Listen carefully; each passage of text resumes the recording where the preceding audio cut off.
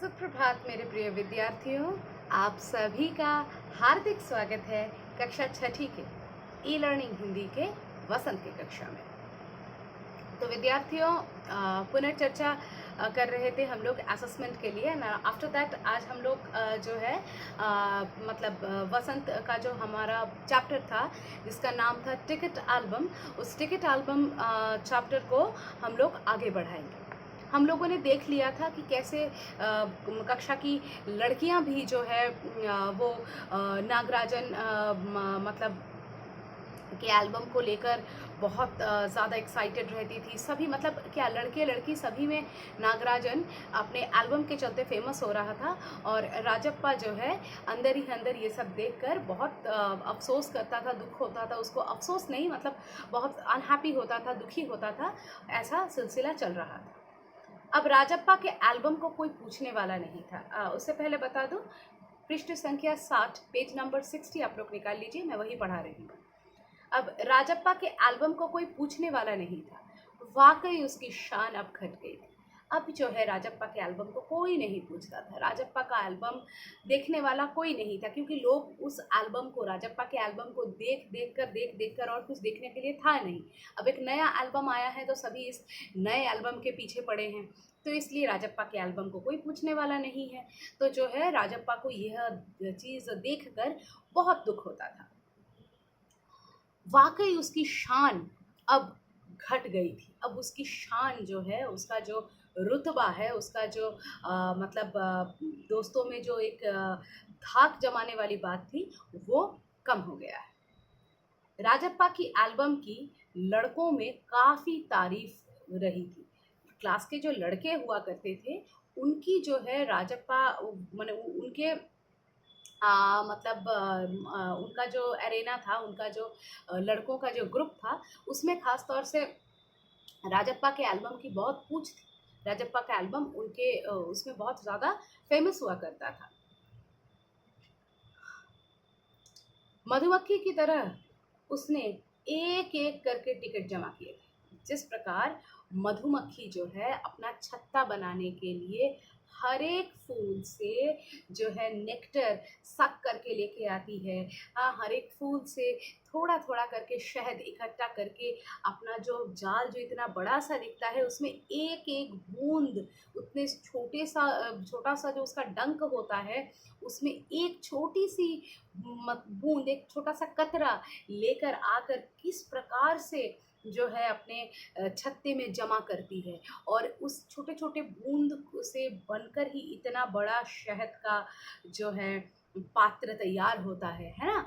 मतलब मधुमक्खी का छत्ता आप लोगों ने ज़रूर देखा होगा। मधुमक्खी का छत्ता कैसा होता है? मधुमक्खी का छत्ता बहुत बड़ा सा दिखने में होता है, उसमें मधुमक्खियाँ घेर कर बैठी रहती हैं और उसमें एक ऐसा हेक्सागोनल का स्ट्रक्चर बना रहता है जिसको हम लोग हनीकॉम्ब कहते हैं। तो ये जो मधुमक्खी का छत्ता है, ये पूरा चीज़ जो है शहद से, हनी से भरपूर होता है।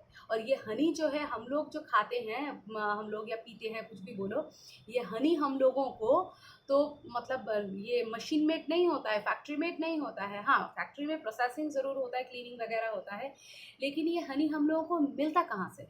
ये हनी जो है हम लोगों को मधुमक्खी से मिलता है।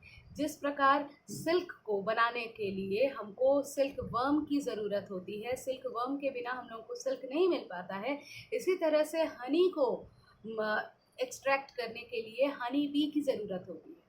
ठीक है, हनी बी के बिना हनी को आर्टिफिशियली प्रिपेयर करना मुमकिन नहीं है।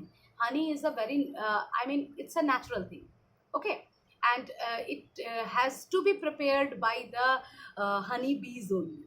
हम लोग नहीं कर सकते, ठीक है, हनी बीज ही करते हैं। तो अब ये हनी बीज कितनी मेहनत करते हैं सोचो। इतना छोटा सा तो एक प्राणी होता है, वो अपने डंक में छोटा सा शहद का मतलब टुकड़ा, जो पेड़ होते हैं, जो फूल होते हैं, फूल के अंदर से वो पोलेंस को एक्सट्रैक्ट करके लेके आते हैं, उनको ट्रांसफॉर्म करते हैं हनी में, और इस तरह से छोटे छोटे छोटे छोटे ड्रॉप्स बनकर देखा जाए तो एक बड़े से छत्ते से 2-3 लीटर की 5 लीटर कम से कम हनी निकल रहा है। तो उस 5 लीटर के लिए शायद 5 मिलियन मधुमक्खियों के छोटे छोटे ऐसे ड्रॉप्स ला के जमा किए होंगे कितने दिनों से, तब जाके ये मिलता है। तो उसके साथ लेखक ने जो है नागराजन के एल्बम की जो है, सॉरी नॉट नागराजन, राजप्पा के एल्बम की तुलना की है। ऐसा क्यों किया है? क्योंकि जो राजप्पा है, नागराजन की तरह उसको बना बनाया एल्बम नहीं मिला था। उसको भी इस जैसे मधुमक्खियाँ इतनी मेहनत करके थोड़ा-थोड़ा करके ला करके जमा करके एक बिग पीस तैयार करती है, राजप्पा भी वैसे मधुमक्खी की तरह जब जहाँ उसको टिकट मिला, जहाँ से भी उसको इन्फॉर्मेशन मिला कि यहाँ पे टिकट मिलने वाला है, वो वहाँ चला गया। फिर कोई घर में लेटर आया, फटाफट उसका टिकट निकाल लिया। किसी के घर में सुना कि कोई अच्छा सा बाहर का कोई टिकट आया है, तो उसको अपनी कोई प्रिय चीज़ दे दी और जा कर के वो लेकर के आया।